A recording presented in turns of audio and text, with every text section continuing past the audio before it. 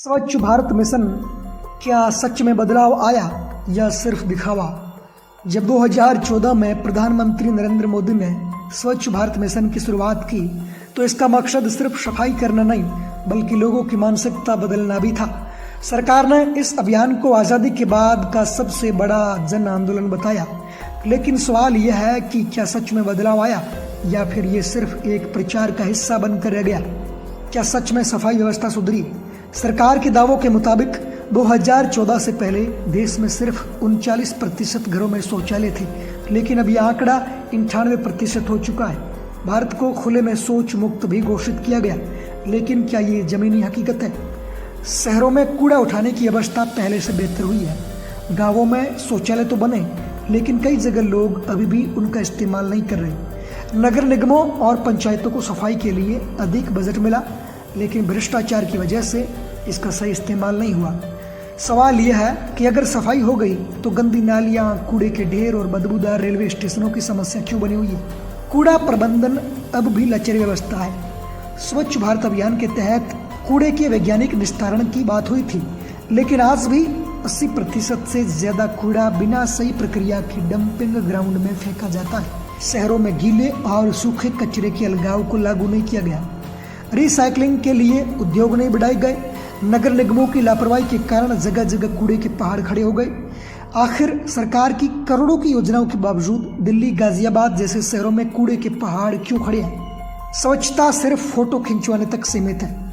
सरकारी अधिकारी और नेता अक्सर झाड़ू पकड़कर फोटो खिंचवाते हैं, लेकिन क्या इसके बाद भी सफाई जारी रहती है?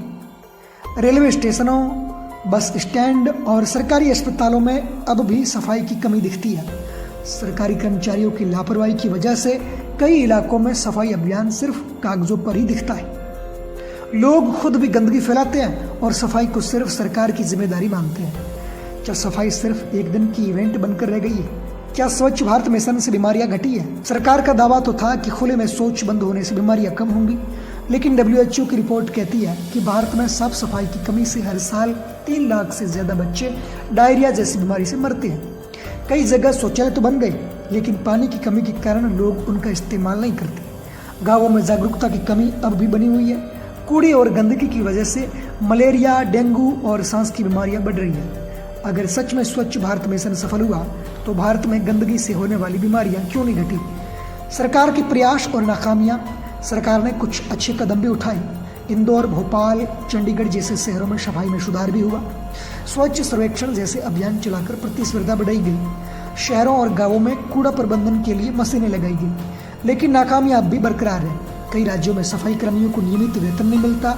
गांवों में शौचालय तो है, लेकिन पानी नहीं है। लोगों की आदतें अब भी नहीं बदली। अगर सरकार ने सच में स्वच्छता पर ध्यान दिया तो छोटे शहरों और गांवों में सफाई क्यों नहीं दिखती? सफाई सिर्फ सरकार की जिम्मेदारी नहीं है। स्वच्छ भारत मिशन एक अच्छी पहल थी, लेकिन इसे सिर्फ सरकार का काम समझकर जनता ने भी इसे गंभीरता से नहीं लिया। सरकार को सिर्फ झाड़ू लगाने की इवेंट से आगे बढ़कर सही योजनाओं पर ध्यान देना होगा। लोगों को खुद भी अपनी आदतें बदलनी होगी। कूड़ा सड़क पर फेंकना बंद करना होगा। स्थानीय प्रशासन को जवाबदेह बनाया जाना चाहिए ताकि सफाई सिर्फ कागजों पर न दिखे। क्या आप चाहते हैं कि भारत सच में स्वच्छ बने? अगर हाँ, तो इस वीडियो को शेयर करें और अपने दोस्तों को जागरूक करें। स्वच्छ भारत सिर्फ सरकार की जिम्मेदारी नहीं बल्कि हम सब की जिम्मेदारी है।